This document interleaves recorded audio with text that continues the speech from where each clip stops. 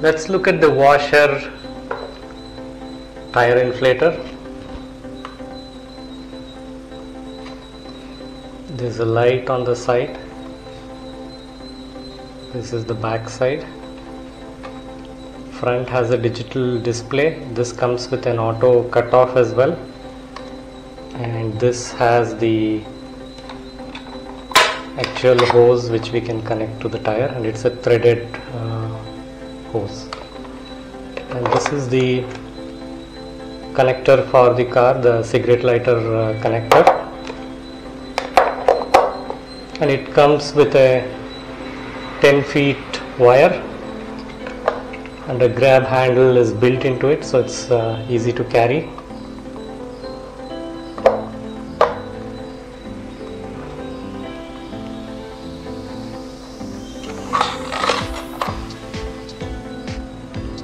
So this is the hose for the inflator, and this is the wire at the back. So wire can be kind of wound over the mechanism, back view mechanism of the inflator. And this inflator can run continuously for 20 minutes. There is a 15-minute gap advised after each 20-minute operation. And they claim that this is a high-speed inflator and can do 0 to 35 psi in under 2 minutes. That's the claim.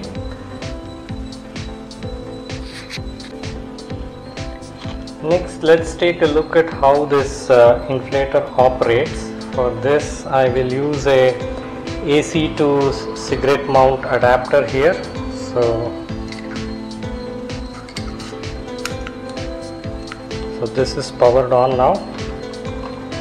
So it is an illuminated display. There is kind of a blue colored illumination on the dial, and you can see the readout. At the top we have the expected target pressure, which you can see here as 35.5. The plus and minus allows me to set the expected desired pressure, and then we have the button for the light and one button for the actual on off of the inflator. So that's how it sounds. And then we have the light. The light has 3 modes actually. So one is continuous on, there is a red blinker,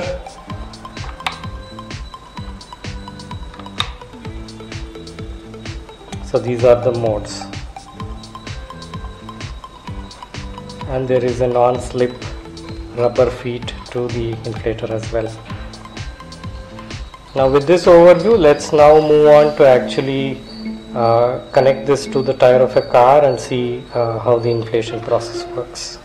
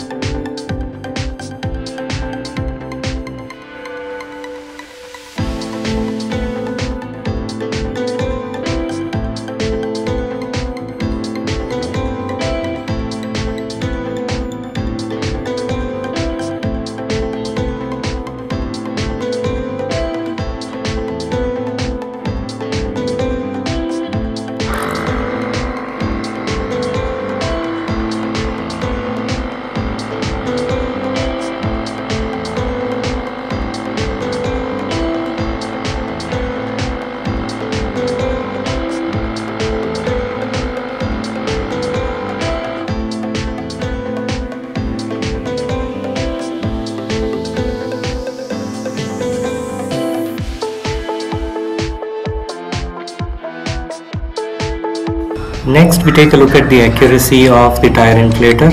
I'm using the Michelin tire gauge to measure it now. We had filled in 36 using the inflator, and on the Michelin gauge it shows 35, so there's a gap of 1 psi.